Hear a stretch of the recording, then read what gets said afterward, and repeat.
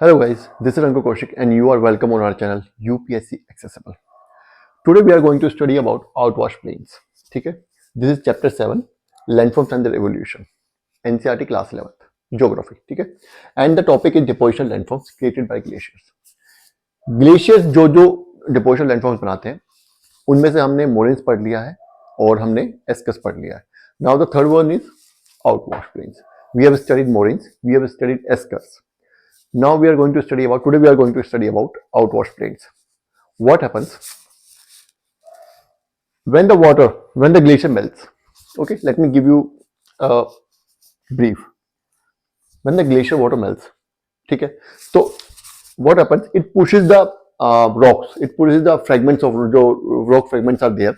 It pushes fragments of rocks on the sides. Moraines are formed. ठीक है. Sometimes it deposits some matter between the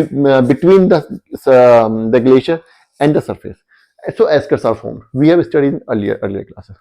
Now the water is coming down, ठीक है, it is still is left with some matter, मतलब अभी भी पानी के अंदर कुछ मटेरियल जमा किया हुआ है, तो that material it will bring down to the bottom. ये मटेरियल जो है वो बॉटम तक लेकर आएगा, बॉटम तक पानी ले आएगा अपने साथ. भाई कुछ तो ऊपर जमा हो गया, मोरेन्स बन गया, मोरेन्स बना दिया कुछ ने एस्कर बना दिया ऊपर, ठीक है, लेकिन कुछ सेडिमेंट अभी भी पानी के अंदर है, वो बहुत फाइन सेडिमेंट्स है. वो सेडिमेंट्स क्या है, वो नीचे तक आ जाएंगे. जो बचे हुए सेडिमेंट्स है कहां तक, जहां पे the place where ice sheet ends. This is the end of ice sheet, ठीक है.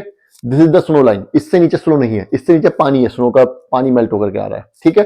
तो यहां पे क्या होगा, the ice will melt and water will come down, water will start flowing. Okay, stream flow start flowing. जब stream flow करेगी, क्योंकि स्पीड कम है, इसकी वेलोसिटी कम है, तो it will start depositing those materials.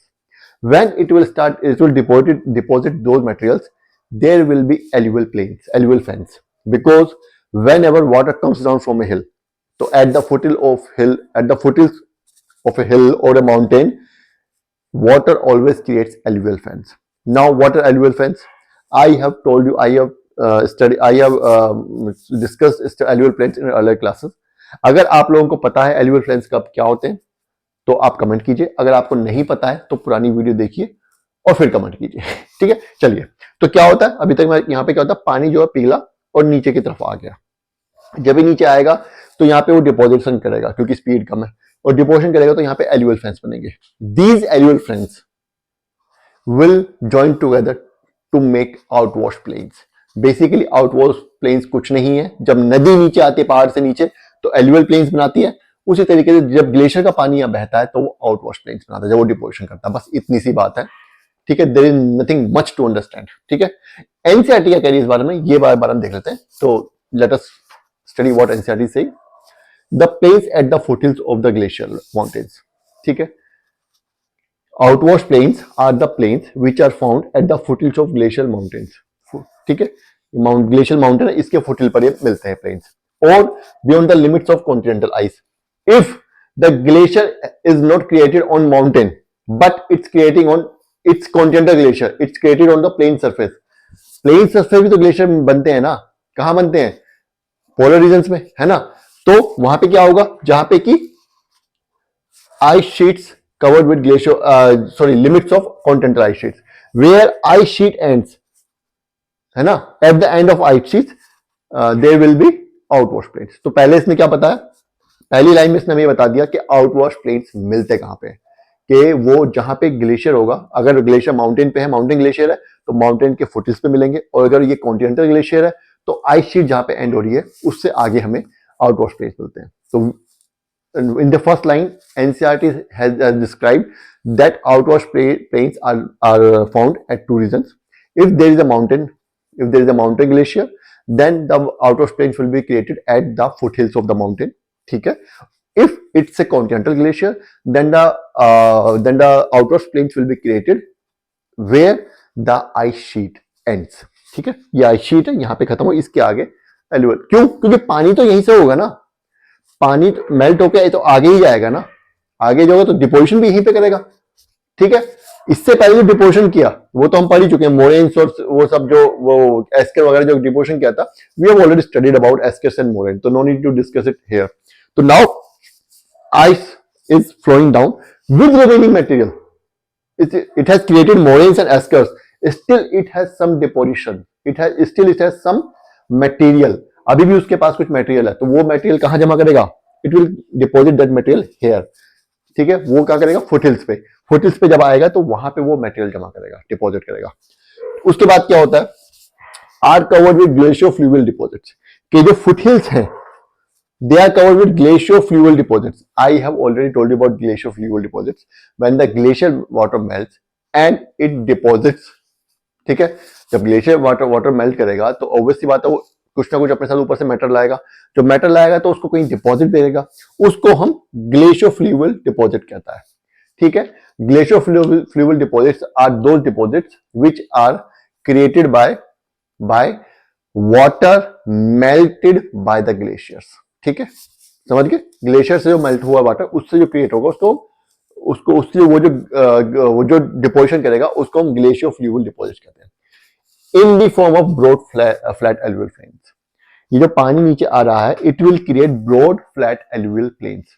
ठीक है, एलुवियल प्लेन्स यहां पे क्यों बोल रहा है? Because whenever the river comes down from the mountain, it will always create alluvial plains. जब भी रिवर माउंटेन से नीचे आती है वो हमेशा एलुवियल प्लेन्स बनाते हैं. जिन लोगों को एलुवियल प्लेन्स के बारे में पता है वो कमेंट करेंगे एलुवियल प्लेन्स की डेफिनेशन. जिनको नहीं पता है वो पुरानी वीडियो देखेंगे और फिर कमेंट करेंगे. ठीक है, विच में join and these alluvial plains एक दूसरे को ज्वाइन करते हैं and create form outwash plains. और फिर वो आउटवॉश प्लेन्स बनाएंगे of gravel, silt, sand and clay. Gravel के आउटवॉश प्लेन्स में क्या क्या होगा? देखो, इसने 3 चीजें बता दी यहां पे. Here in this one paragraph or one long line, NCERT has told us about 3 things. क्या? In the first part of this paragraph, NCERT has told us that where will the outwash plains be found. Outwash plains कहाँ मिलेंगे वो NCERT ने बता दिया. कहाँ मिलेंगे? Foothills पे मिलेंगे या जहाँ पे कॉन्टिनेंटल आइस खत्म हो रही है वहां पे मिलेंगे. ठीक है, दूसरी बात बता दिया कैसे बनते हैं वो. By glaciofluvial deposits. Glaciofluvial deposit से in the form of broad flat plains. Glacial-fluvial deposits will create alluvial fans at the bottom of foothills or at the end of continental ice sheets. Foothill पे या continental ice sheet पे ग्लेशियो-फ्लूवियल deposit जब होंगे तो वो alluvial फ्लैंस बनाएंगे. वो alluvial फ्लैंस मिल करके आउटवॉश प्लेन्स बनाते हैं. और वो आउटवॉश प्लेन्स में क्या क्या होता है? ग्रेवल्स होते हैं, सिल्ट होता है, सैंड होता है और क्ले होता है. Now sand and clay you already know. Sand और क्ले के बारे में आपको पता होगा, नहीं होगा तो होना चाहिए. ठीक है, लेकिन but if you don't know about gravels और सिल्ट तो I must explain it here कि होता क्या है. Gravels are aggregate of loose rocks. जो लूज रॉक्स पड़े होते हैं, नदी जो ऊपर से पत्थर से छोटे छोटे टुकड़े ले आती है उनको हम ग्रेवल बोलते हैं. On the other hand silt is fine material deposited at the sides और on the bottom of the stream. किसी स्ट्रीम के तले पे या साइड में जो पानी इकट्ठा हो जाता, जो फाइन मटेरियल इकट्ठा हो जाता है उसको हम सिल्ट कहते हैं. ठीक है, तो ये टॉपिक हमारा आउटवॉश प्लेन्स खत्म हो गया. यहाँ पे एक इसके बाद में क्वेश्चन दिया हुआ है. There is a question in the NCERT at the end of this topic that is discussed. Distinguish between river alluvial plains and glacial outwash plains. अब यहाँ पे ये बहुत ही ऑब्वियस सा क्वेश्चन है कि when we are studying about outwash plains the question arises कि outwash plains are just like alluvial plains which are created by river. तो एनसीईआरटी ने वही बात पूछी है कि एलुवियल रिवर प्लेन्स ने और ग्लेशियल आउटवॉश प्लेन्स में क्या डिफरेंस है. तो the first difference is river alluvial plains are created by rivers and these are created by glaciers. Simple सी बात है. ठीक है, these are first one, river alluvial plains are found in river valley. These plains, outwash plains are found near glaciers. है ना, यही तो होगा. ग्लेशियर वैली के आसपास पाए जाते हैं, ये वहीं पे मिलेंगे. तो छोटी सी बातें जो आपने सब कुछ पढ़ा उसके बेसिस पर आप इस आंसर लिख सकते हैं. आप चाहें तो इसके ऊपर आप 100 वर्ड से 50 वर्ड लिख करके you can write it down and send me, I will check it out. ठीक है, तो आउटवॉश प्लेन्स यहाँ पे खत्म हो गया. नेक्स्ट टॉपिक हम स्टार्ट करेंगे. नेक्स्ट टॉपिक हमारा ड्रमलिन्स. ड्रमलिन्स के बाद we will start waves and currents. ठीक है, फिलहाल तो ड्रमलिन्स से स्टार्ट करें तो वो नेक्स्ट क्लास से स्टार्ट करेंगे. तब तक के लिए आप ये वीडियो बार बार देखिए. कुछ समझ नहीं आया तो you just comment and I will repeat the topic. अगर समझ नहीं आएगा तो मैं टॉपिक रिपीट कर दूंगा, कोई दिक्कत वाली बात नहीं है. ठीक है, चलिए तब तक के लिए बाय. Thank you.